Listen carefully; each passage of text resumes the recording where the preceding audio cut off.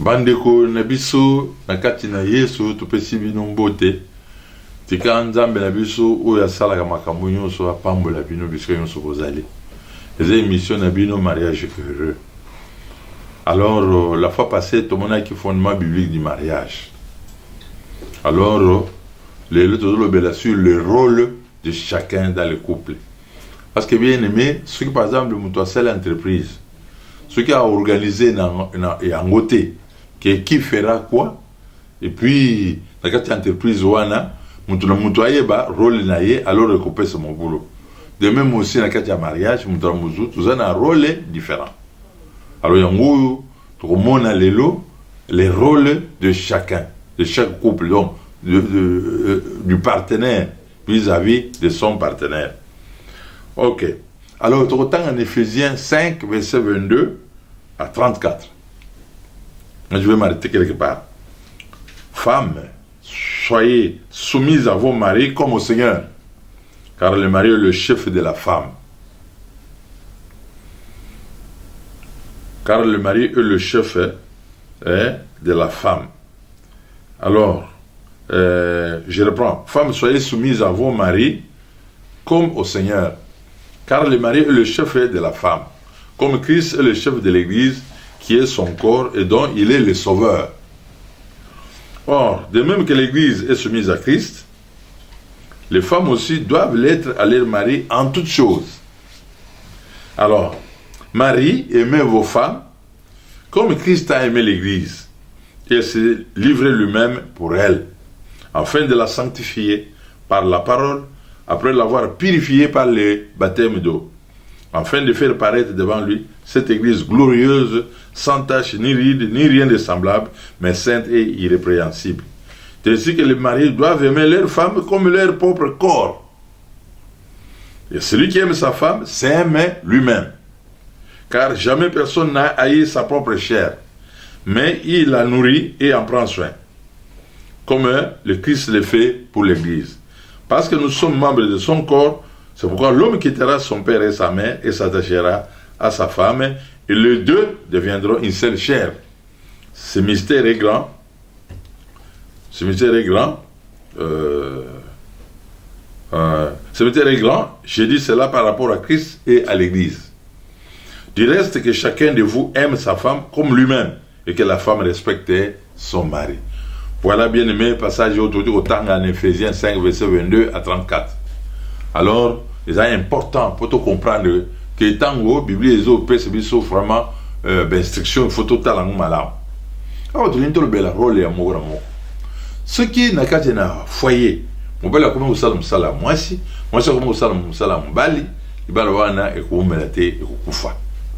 On est singli to yeba, rôle nanga en tant que mbali zanini, rôle à moi c'est zanini. Alors, tout le monde déjà, lui qui est femme, soyez soumise à vos maris comme au Seigneur. Ça, c'est très grave. Donc, ça, c'est grave.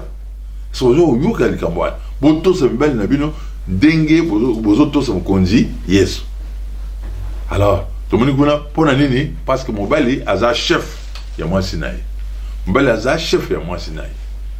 Alors, il y a moi tout le total là. Rôle d'abord à Mobali en tant que chef, et puis tout le monde a rôle à moi. Alors, quand il y a un rôle à Mobali, lui qui est un chef, les lois bâtillons sont les bases à la chef. Pour être chef, il faut d'abord comprendre qui est le chef. Chef Azana. Le chef, c'est celui qui prend ses responsabilités. L'autre, ça ne marche pas dans le foyer. L'homme doit prendre ses responsabilités en tant que chef. Les lois, on va tout. Donc, on va se localiser de Guadam, alors que la femme que tu m'as donnée. Donc, au lieu de prendre des responsabilités, alors, on a la responsabilité, alors maintenant, comme la femme que tu m'as donnée. Donc, vous avez très bien avant de me dire. Yon Zambé ne me à la base de Cambo. On va dire que pèse, il moi, c'est un peu pesé en moment. Donc, lui, il faut faut un Zambé. Soit parce que moi, c'était d'aller me mater. Vous voyez un peu ça. Ça, c'est la fuite des responsabilités. Alors, un chef, c'est celui qui prend ses responsabilités. Tous ceux qui ont marché dans le foyer, il y a des gens qui ont été à Yombal. Alors, on va quoi dans la Genèse 3. Tant on a dit, à tout le monde cité, a posé une question. Adam, où es-tu? Pourquoi il n'y a pas Adam? Parce que c'est lui le chef. Si vous avez un vous l'exercez, vous avez un conduit. Il y a lui qui est mon conduit, vous avez une responsabilité. Et non, au côté de vous solo na bana mibali kuna siko yo zolo ba oh yo fanika kwa yo bite bana na kuna ba solo na mibali mais yo tan yo kutaki ba ngelo ni yo sa siko ko envoyer responsabilité toujours pas moi oh bana siko bazui yo ne muto au salaki siko bana bazui te faute à moi non tu ne prends pas tes responsabilités. Je vais vous donner un exemple. Ndeko moko ayo yikona moi si na ye na ba semeki na ba leki na ye mbali bazo swan. Alors, à sauter dans le mur, donc à sauter la fenêtre, à sauter mes murs, à qui? Tant qu'on a pas qu'on écoute moi si va vimbiser le bas tout dit le quoi va ça qui 4e mois va tout dit va vimbiser. C'est quoi azo tuna moi qui t'a fait ça? Oh bah les gars va tomber tinga. Oh, elles ont fait ça parce que moi je n'étais pas là. Place où sur le fin du an. Est-ce que comment est-ce qu'on peut appeler cet homme-là? Est-ce que c'était un chef vraiment responsable? Non. Donc, au lieu de ça, il préfère fuir, et puis il y a constater les dégâts. Tout le monde sait ce qu'on a passe tu ne mérites pas d'être appelé chef. Et ça, tout le monde mais mandez-vous, il fallait que tu bâtis, pas longtemps, parce que, donc, mandez-vous, il faut se virer le côté. Comment il mandez-vous, qu'on soit pas responsabilité, il y a un chef, c'est celui qui prend ses responsabilités. Deuxièmement, un chef, c'est qui? C'est celui qui donne l'exemple. Donc, un chef, c'est celui qui donne l'exemple. Au lieu de dire que Salandenga na lobby, on va nous le non. Talandenga na zo sala pour Yolanda, on va nous sala payer. Bon. Voilà un vrai chef. C'est celui qui donne l'exemple. Ceux qui ont coupé ça, on a un bon en secret. Il y a que moi, je paye, psychologiquement parlant. Donc, il y a payé, on va nous payer ça, on a secret. Au moins, c'est que moi, c'est vraiment, moi, c'est mon vraiment. Il écoute à comprendre, il y a un vrai humain. Alors, il y a moins de choses, ça m'a cambo, on a eu un secret. Alors, moi, je suis payé de son côté, il a pas payé, il n'est pas comprendre un peu ma camboté. Donc, c'est-à-dire, il y a vraiment un vrai humain. Donc, ce n'est pas bon. Il y a un chef, l'exact exemple. Si par exemple, les parents, les parents, ils ont une visite dans le au salon, on peut cet exemple de l'ingorban. $20 au yoga coupé ça, bangoana. Donc, petit moi c'est d'ailleurs, moi c'est né, on coupé ça bon. Alors maintenant, c'est quoi? Si moi c'est apprécié bongo, tant qu'il y a coupé ça bongo, à ce moment-là, parents va se en tout cas, comprendre, ah, foyer ou un examen là. Ce qui bande il y a moi c'est d'ailleurs, il y a un bel coupé ça $20. Alors, c'est comme ça, dans le foyer. Comme ça, on comprend le système des jeunes. Tant qu'il y a un colinga qui yo olobina moi c'était yo zonga moi ça zo bo to keno tika ba parents bazwa transport alors à ce moment là yo olobina ye non yo fana na ko tala bana na compagnie ba okumukuna o glisser $20 et lui o bi si wandenge zolo je te wani zolo ba nini moi c'est ngaye akabakate et on a passé belé le baza ba problème belé na ba boti ya mobali à cause ya yo mbali donc ya mobali chef il faut appeler ça exemple faut y couper ça exemple est-ce que tu as un exemple à suivre de vos enfants? Ou bien il y a à la base, il y a beaucoup de problèmes dans le foyer. Alors on va essayer vraiment de changer. Alors là, comme ça, on a un chef, c'est qui? C'est le serviteur. Marc 10, verset 45. Lui, Jésus n'est pas venu pour être servi, mais pour servir. Donc le Fils de l'homme a parlé, non pour être servi, mais pour servir.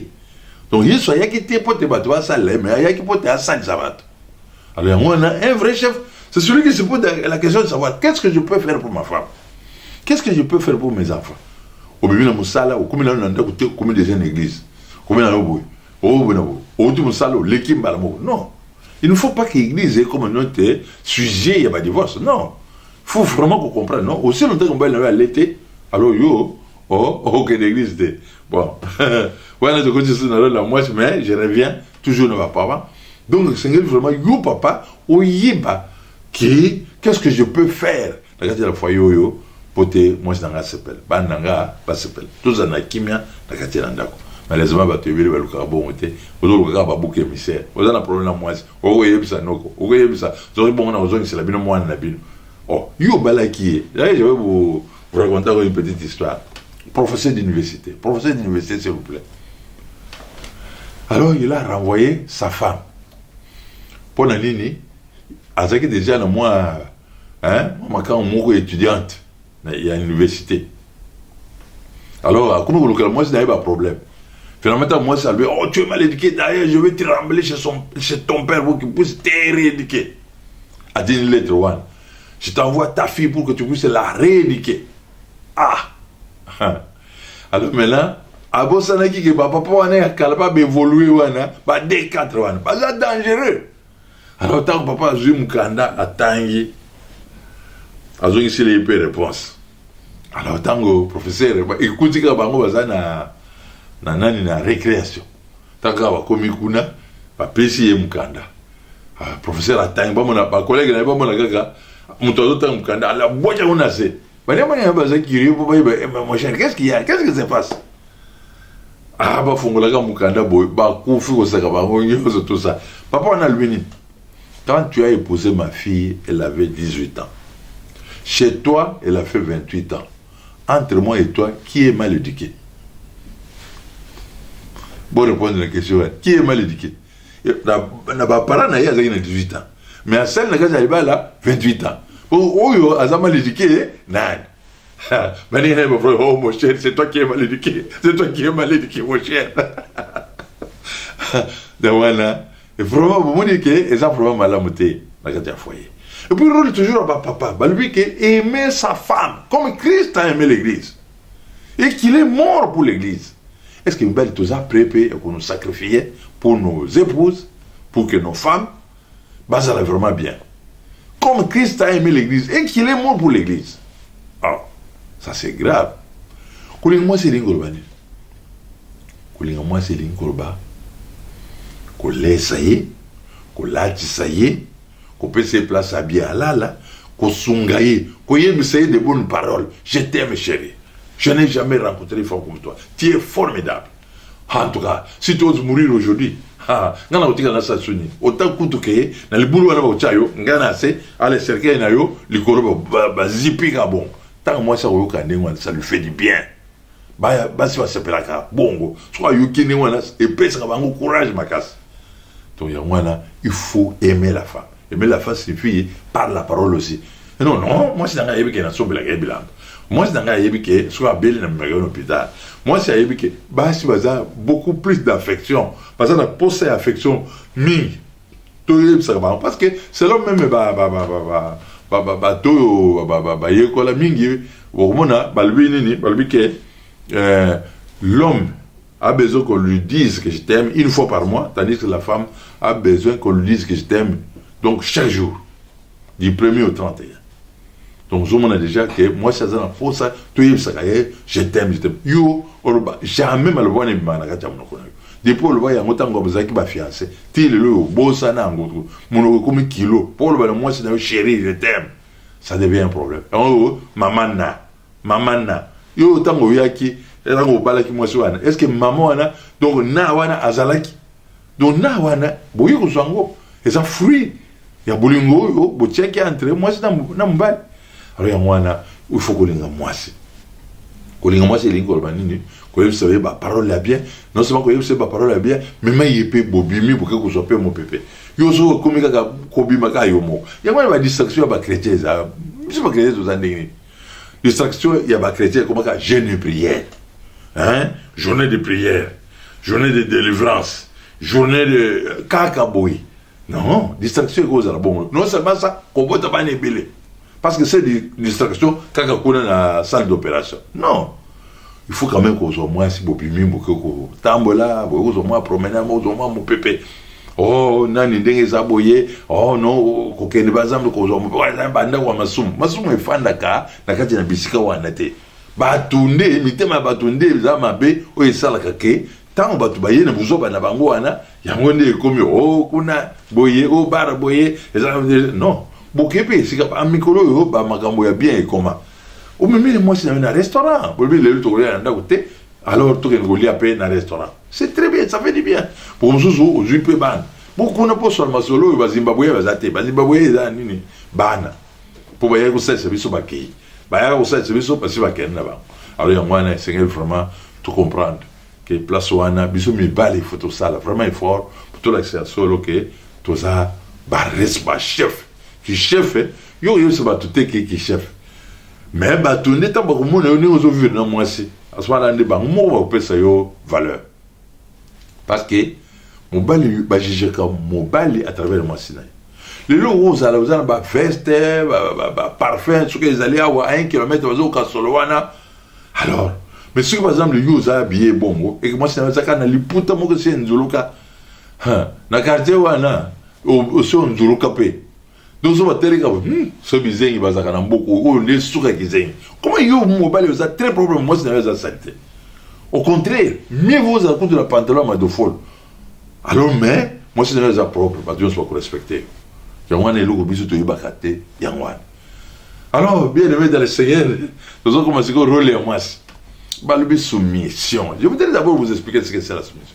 d'abord ce que la soumission n'est pas la soumission ne suffit pas être esclave la soumission la soumission ne suffit pas n'avoir pas un avis à émettre. La soumission ne suffit pas être inférieur.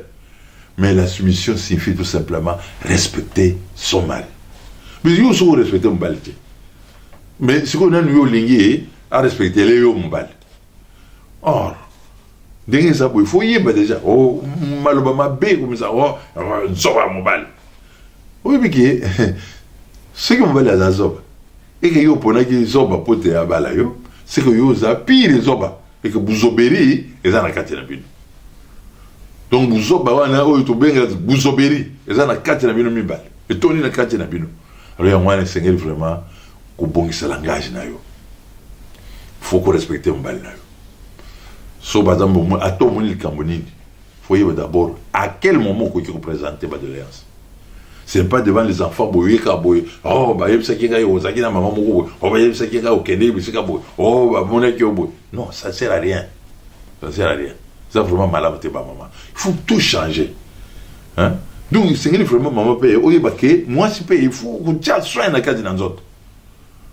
Parce que, bah, c'est ce soit, tu as un bilan, mais, quand il y a un mot, on a quand même. Et puis, on se l'a difficilement. Alors, tu as mais je vais au la tasse 5 mois ou 6 mois, et comme on l'a solo, mais il y a grand mina. Or, les loyaux, pendant que nous avons la distraction, ils ont une jeune fille qui tombe au donc, sans bazo bima, bazo sala que les loyaux bagoyoka, les loyaux mi baliwana ya batouana bagoyoka. Pendant ce temps, ils ont souhaité, vous avez un bon, Colombe a un problème, pour me comprendre tout problème, ma gamboine. Colombe peut avoir un problème, puis une belle tolinga colia au bas de biso, balambi. Jeannette, tu as le papa na bino biloko na mesa. Jeannette, réserve tu as la main na jikos. Ya bala Jeannette ou bien bala yo. Donc ya mwana za malamote. Ya mwana lingi na pesa bino illustration moko pour na que ça intervention na biso ya lelo. So mo bala yo azongi musala. Il faut y bake ayaka erne. Tant ya zokota na lupango. Pour moni lelo yo misala e comment passe. Ba patron comment ka so atali yo boye, so azala posa ko longola bato musala. Soit allé oh maman na yo. Au moins on va la merci patron. Pour moi ils ont ça exacté. Pour les choses ils ont ici balon les musal. Premier enjeu. À compte na taxi bis. Bien na bis. Moi si on a permis na itam sous sa teka quitter. Il y a teka quitter. Ah oui. Mon bel na yo alinga pour ça. Non la saleté. Ça fait 2 injures. Maintenant, si vous avez commencé dans le pango, maman le pango, vous avez tourné sur le pango, vous avez même sur le pango. Ça fait 3 injures. Maintenant, il faudrait que vous ayez un akuta nanda mutoyo, autaye kima, mutoyo azo pese sengo. Mais le basi vous y a un kilo pour nous pese sengo. Il y a un temps où mon aki est mission de biso de l'écaille la fois passée, donc mon aki est dame, tant moi chasse, c'est pas là qui m'a cassé collègue. Donc il y a un c'est vraiment mobile wana aza na mutoyo akokalme. Il y a un moment, so mon mobile wa zongi yo bima kaka na ndako ene yamba ye opese baiser o tout na ba voisin o ele na tsoya wana pesi ko baka matute o na lpanga ba ko mona o ba ko kanisa baka tsana ba ngonde balingi mais yo o la tsaka o lingi mbala so a mima sacoche o mimi sacoche bogoti na salon bofandi tant bofandi na salon alors o tomle ba boko likolo o nzambe merci mi ba lebele ba bimaki ba songiti kasi o yanga e azongi comme na yo e ko mama. Alors, sur yo, tant qu'on compte dans la chambre, yo mutoko ya kuna ubani olongola ba kazak, olongola ba chaussette, ba nini nyonso, pour te mbali na yo, il faut azala sikoyo disposer pour te azala vraiment bien à table. Longoli nyonso wana olatie soki coupé ya mulayo, soki pantalon mususu ya salité, alors alati changer otie pantalon mususu. Alors maintenant sikoyo tango ya kofanda, il faut tala sikoyo soit toki, soit motoki zo bimaye, moya li ya malamu ezate. Oke kotia le mai na douche ou bien kikoso. Alors sikoyo yo landiye obandi ko sokola ye. So bébé na yo liboso mobile na yo. Bébé na yo liboso nani mobile na yo. Bon niki ti so si ko sokola ye. Après o memi na mukongo. Parce que ça bébé na yo, mpi na mukongo, yo on zo mimaye. Oye boto na ndako, aller déposer. O memi na table, o fandisi bébé na yo liboso, o bandi o fandisa ye tout ça. Tant zo lia fufu kateli o tie na munoko tout ça. Ça so o boni atiki bo chéri liako. Nazolia. Yo comme gogo. Nazolia. Wana harmonie à ce pays. Et puis, so côté na chambre pour assister mon okekuno lansi yo yembele ya tamwa nzembo. Tirer miso yo kanga. Tant monsieur kangi ayo bibi libanda, oyo so zimbo di. Mo na se. Po chena ngai alali. Oyo so ba voisin ba matsa ba radio wana makasi. Papa pardon. Na so mloko ka. Kitsa moi volume à radio po chena ngai alali. Comment asa ba nota bien. Pour tant ko se retrouver na poko. Ko fani boita mso moi libanda wana. C'est quoi, Otuni, chérie, au sommet d'un avion. Oh, c'est un petit problème. Quand le pouvoir tourne baiser. Parce que, à sentir, et là, comme il y a bien. Puis là, quand il y a sur le mobile, oh, t'es, sur la tata, mon bimbané, mais ce qu'on ose la belle, pour tout sur la. Non, sur la canne, en bonne santé. Aux autres, ceux qui n'ont pas paralysé ou bien AVC, ce qu'on y a sur la. Non, sur la canne, ça bien. C'est vraiment malade. Au même moment, mon Congo. Bah oh ndenge na zaboyo mais nzamba pesa bino makasi mingi bino bana basi boza ka makasi ko la kabisa bibali alors ya mwana parce que so te ba kilomètre bo sala kana ba zemi faut mobile ya ko kate pone la kisi bino bo sala vraiment makasi mingi alors ya mwana so momoko ta on a pêché enseignement alors to le bibo sur la mibale ya ah mais pasteur comment toi tu exagères comme ça moi je vais laver non quelqu'un qui est déjà comme ça hein papa. Ah bon, le gars, il voyait, bon, ça va. Il a ça. Alors, qu'est-ce qui s'est passé? Quand on a quartier, a joué film au boy. Pour moi, bazaka au jeu. Alors, bazaka au jeu. Alors, maman, Anna, allez, à combien qu'on bende mon bal, à combien mbal. Alors, bazaka au solo là. Tant bazaka au solo là. À son mal, les clients, moi, ça y est, grand frère, n'est pas beau, belle sœur, n'est pas beau, yaya, ça, je m'accorde, moi, qu'à pémé, on te revoit là, ça, ok, nous, là, tata, soutien, yo, on nous temple, maman, on te revoit, tant moi, je suis là, côté, kaboy, à côté, papa, mon bimba, ba, fan du ça y est, n'a pas ça. Alors, maman, on a tout, comme il y a tchaka dans mon tout, anika kaye. Voilà, et le qui m'a la gandako, yango, yango yo. Maintenant, qu'est-ce que tu vas faire, yo sal kamote? Tu es désarmé. Yo bataille, yo malabo, pas battre aux arquisins, aux ongles. Mais tu as refusé, yo consolaye, mais c'est qu'on va consolayer, n'a quoi. C'est vraiment malamté. Il y a un m'emboyer, va salam salam. Alors, bien aimé dans le Seigneur, merci. Alors, tous allez, vraiment, reconnaissant n'est pas un Nzambe, parce que ton combat le matin, il a besoin de son combat.